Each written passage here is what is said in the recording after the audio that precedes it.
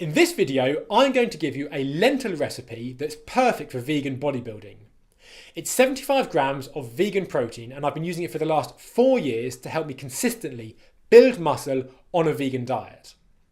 I'm Michael Roberts, the creator of the best-selling online course, The Vegan Body Plan, the place where vegans come to build a world-class body on a plant-based diet. And today, you're going to learn a delicious vegan recipe to help you build muscle fast. Let's dive in and see exactly how we make it.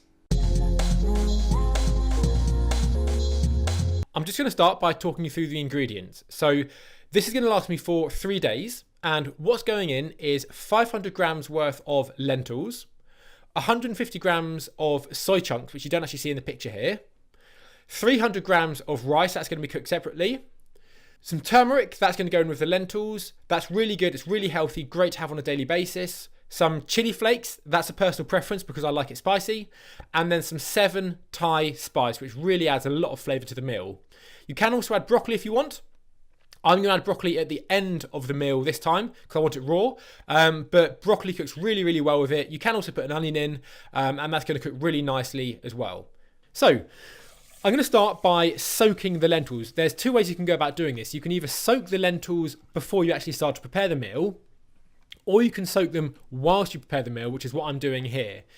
The benefits of soaking the lentils are, 1, it cleans them. There's normally like a powdery surface on the lentils, so it's great to get that off.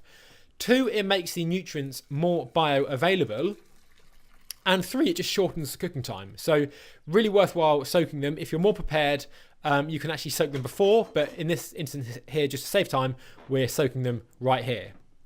Now, also to save time, I'm going to prepare the rice. I'm going to actually get the rice cooking now. So I'm going to throw the lentils into the pan, add water so they're soaking, and then I'm going to put the rice in the pan and actually get that boiling straight away.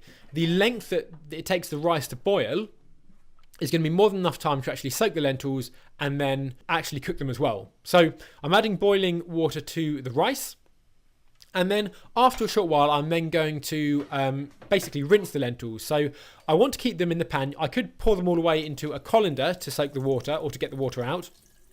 But what I'd rather do is keep them in the pan. That way they don't get stuck to the side of the colander, which can be a hassle to actually get them all off.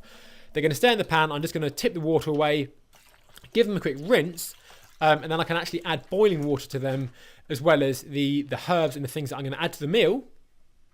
And then it's just simply to leave it boiling for a short while. It's personal preference as to actually how long you want to leave them cooking for. Again, the longer they've been soaking for, the less time they're going to need cooking. So you can just taste it as you go and you'll soon see when it's right for you. So very simple, nice and easy. When you feel like they're both done, just if the rice is done beforehand, just take it off the boil, maybe pour the water away.